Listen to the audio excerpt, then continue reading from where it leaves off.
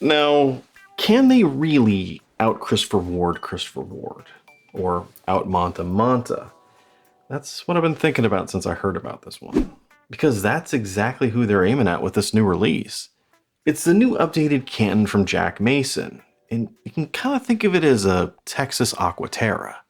Not only is it a subtle yet refined, go anywhere, do anything sports watch, but it's easily Jack Mason's best watch to date in terms of quality.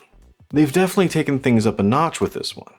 The fit and finish, the movement that they're using, and that they've now shifted away from USA assembly to this being fully Swiss made, which also makes this their most ambitious watch to date. And because of that, I'm actually going to wind up splitting this review into two parts. So what you're going to watch today is basically a normal review, and for a lot of you this is all you're going to really need to know about this one before it comes out, which I believe is on September 16th. But since this watch is taking Jack Mason to a whole new price point, I thought it'd be fun to later on do a direct comparison or a versus video between this prototype that was lent in and similar watches from Christopher Ward and Monta, so you can see exactly what they got right and how it compares to its competition. And hopefully I'll have that second video done in a few weeks. But until then, let's take a look at this. So for this one, Jack Mason has rightly decided to go a little slimmer than their previous versions of the Canton. And if you didn't happen to know it, Jack Mason has been around for almost a decade, and the Canton has been one of their most successful models. So this one is more of a retooled version aimed at enthusiasts. But here, they have gone slightly down to 39mm with a corresponding shorter lug-to-lug of 46, while total thickness is a slim 10.8. And with that, it is still able to maintain 150 meters of water resistance with a signed screw-down crown and an exhibition case back. So combine all of that with a sleek, straightforward design, and you have all the makings of a good, go-anywhere, do-anything sports watch, which I know is a phrase that these days is getting way too overplayed. But for me, that means it's a design that can fit in anywhere and specs that make it ready for any situation, making it a great daily driver, a great travel watch, pretty much a great watch. Then, just like with some of their more recent models like the Stratotimer or the Hydrotimer, they're using a fantastic bracelet with quick release end links that, just like Christopher Ward, actually just work like they're supposed to, as well as one of the best on-the-fly adjustable clasps I've run across, at least outside of you-know-who, along with an extra scratch-resistant coating, something I think is very important to point out here, especially with the highly polished bezel and these polished mid-links. Over the last year or so, I've been looking at used Aqua Terras and Grand Seikos, and the top of the bezels are almost always scratched. So having something, anything to help with that is great. Now, all of that stuff is pretty standard for where Jack Mason has been. But where they're going the extra mile with the Canton is in the more refined fit and finish, something worthy of this new price range, of which I believe they're planning on listing this one at $1,499. And I know that's going to be something a lot of you are going to comment about, and we'll talk more about it at the end. And personally, I'm ecstatic to see Jack Mason go with the LJP G100 movement, as it's probably my favorite non-in-house movement right now. And this is something I've said in every video where I've seen this movement, as Miyota, or Citizen, whatever you want to call him, actually owns LJP. Basically, it's their Swiss shop. And this movement here is basically a Super 9015, a similar design with a lot of nice upgrades. And it's one that combines that smoother sweep with an extended power reserve, something very few non-in-house movements do. Usually it's one or the other. Just think of the upgraded 6R movements with Seiko or the Powermatic 80s with Swatch. But here, you get both. And I think this one combines the best of both Swiss and Japanese watchmaking. And it's important to note, especially at this price point, that it will be further regulated. It's not going to be COSC certified, but I think they're going to try to get close to that in terms of accuracy. At least that's what they were doing with the Stratotimer and Hydrotimer. And all of this leads to just a fantastic experience on the wrist, which is one of the watch's biggest strengths. And that's something I can say with certainty, as I've actually been wearing it quite a bit over the last 3 weeks. Jack Mason actually sent this one over right as I was about to head off on an Alaskan cruise. And when I mentioned that to them, they said, hey, take it with you. So I did. I mean, what better way to put a watch through its paces than to actually take it with you on vacation?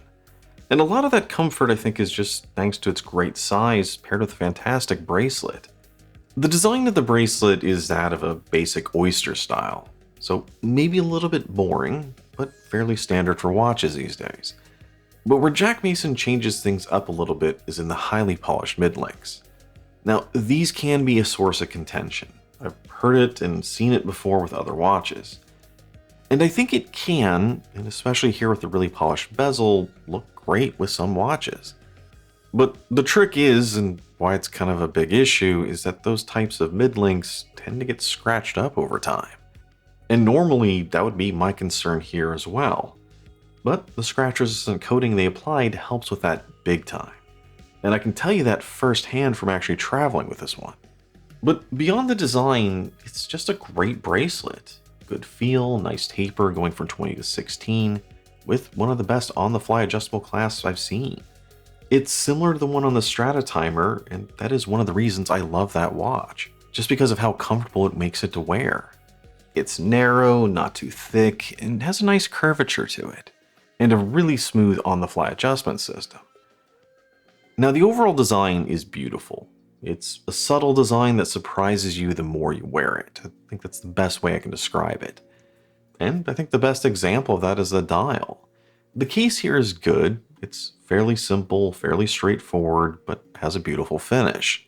Yet, if I was to knock the design of the Canton for anything, it's going to be the case. That it's not quite as distinct as I've seen from some others. However, the dial, and we should get back to that, the dial is great. At first glance, it is a simplistic combination of a textured waffle pattern and brushed wedged indices. But this is where those subtle surprises come in, as the waffle dial still maintains a sunburst effect. And those wedges of the indices are a little more than that, as they also have these polished sloped wings, and on this black dial, those just seem to disappear. But when the watch moves around, it catches the light, it's a beautiful effect, in a way that I wasn't first expecting. If you're familiar with Christopher Ward and their light catcher cases, that's something I was thinking about when I looked at these indices. Kind of has a similar effect, but it is just an index. And the hands themselves also have a similar design. Now, I do think that there is a bit too much text on the lower half of the dial, and I would love it if they just simplified it to say Canton. But overall, I think it's a great dial that fits with this type of watch perfectly. It's functional and easy to read with the chapter ring, the minute markers, and the color-matched date wheel. And like I've said, it's a subtle yet refined design, which I think is what you want on a good go-anywhere, do-anything kind of watch.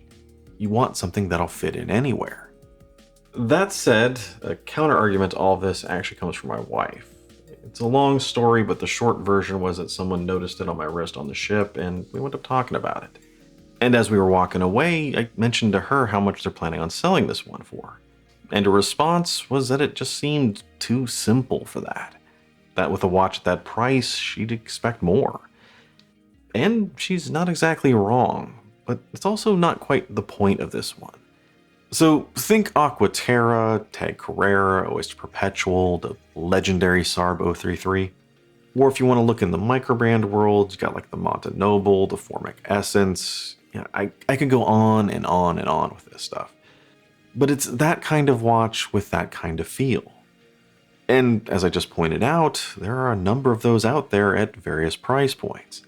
Which of course is going to bring up the question of if they've really done enough here to distinguish themselves from all that competition. I'm sure it's something you guys are already thinking about as well. And I gotta say that from a design perspective, no, I don't think they quite have. I mean, there are things here that are very distinct and things that I really like about it. But the trick with all of this is that the whole point of a watch like this is that it is something subtle. Something that doesn't stand out too much, at least at first. So I think with this whole category, the design is kind of a catch-22. The whole point is not to be too different, yet you still want to be different enough. And I think if you were to take all those great watches I just mentioned and remove the branding and put them side by side, they would all start to blend together a bit. But I think outside of the design is really where Jack Mason's trying to separate themselves from the pack. With the level of fit and finish, the fantastic bracelet, great comfort, excellent movement, pretty much everything we've been talking about. Now, as for the Lume is great, and especially for this kind of watch. In my comparison test, it easily outpaced a Seiko Diver, and I think it even has a slight edge over my Christopher Ward C63. So even though Lume on this type of watch isn't a priority, have confidence, it won't disappoint. So if you can't tell, I really like this one. And this is something I kind of knew going into this review, because one of the watches I've been wearing a lot this summer is my new Citizen Chronomaster. The design's a little bit different, the Citizen is actually a bit more than the Jack Mason, but when the Canton showed up, I looked at them side by side, and they have a very similar roll and feel. But like every watch, nothing's perfect here, so I do have a few negative things and nitpicks to point out. And for this one, I really only have 2 things to bring up. Well, maybe 3, but price sort of ties into the other 2. The first thing, and I think the most important thing, is that I'm seeing way too much dust on the dial here, and particularly in the lower right of it. I'm sure some of you have noticed by now. So that is problematic. But I should point out that this is a prototype, so it's not supposed to be up to the production level quality. And this isn't something I'm seeing with the naked eye. It's only stuff I've seen with these macro shots, with a whole lot of direct light to it. So yeah, there may be some excuses for it, but it is still something that needs to get cleaned up before production. At this price point, you can't ship a watch like this. And the second thing is that they're no longer doing this as an American assembled watch, like the Strata Timer. Which is something I can understand. I mean, this is a higher quality watch, Swiss made carries more weight, and they're already using a Swiss movement, so why not go the whole distance? As well as there are many out there, and I got a lot of comments about this as well, who couldn't care less about American assembly. But for me personally, I think the whole Texas designed and American assembled aspect is something that gave the Strata Timer a lot of its unique character. For instance, I love my Dr. Pepper version, partly because it's about as Texas of a watch as you can get. And I think if they were to change that and put Swiss made on the dial, it wouldn't quite have the same impact. But maybe that's just me. And part of me also wishes they weren't pushing into a higher price tier. But again, I understand why they're doing it. Over the last year, the microband world has really started changing and evolving. I mean, it was just a few days ago that NTH, one of the oldest micros around, announced that they were closing up. With micros, I think we're finally hitting that saturation point, and with the economy, it's basically adapt or die time. So the decision here to up their quality is just a way for them to stand out in the industry. It makes it less available, but it also narrows down the competition. Down to say Monta, Christopher Ward, Formix, maybe Yema, in addition to the established brands. But with that said, it is time we finally talk about value.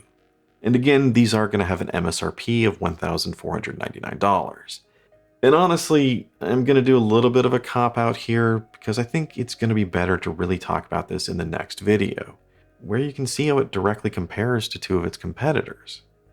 However, I'm not going to cop out completely because I will say right now that from the watches I've seen in this price range, the quality of the Canton is as good and in some cases even better than what I've seen. So just like Christopher Ward and Monta, I think this shows that Jack Mason has the ability to create a watch that really punches above its price point. And if that's something they continue with, it's a brand to take notice of. But from doing other Monta reviews, I also understand that's not something everyone's going to agree with. And if that's you, I want to hear from you down below.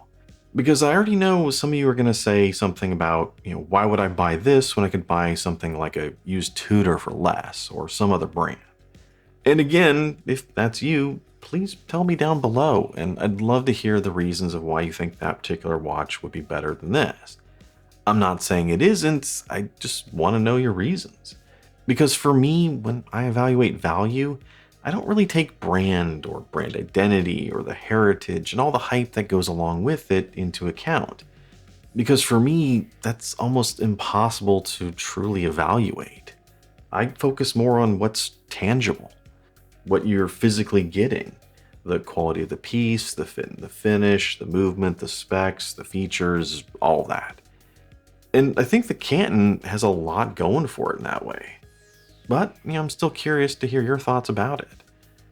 Bottom line, it's an amazingly well-made, subtle yet sophisticated timepiece, and something that I think is worthy of being called a Texas Aqua Terra, as it's a true go-anywhere, do-anything sports watch, with a bit of Texas spirit combined with Swiss craftsmanship.